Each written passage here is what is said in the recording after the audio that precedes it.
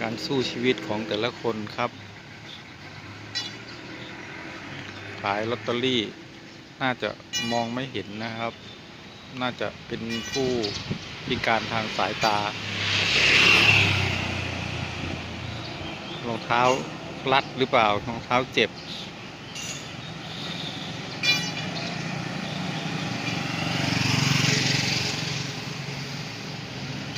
ชีวิตก็สู้ๆกันไปนะครับนะทำมาหากินคนไม่ค่อยเหมือนกันหรอก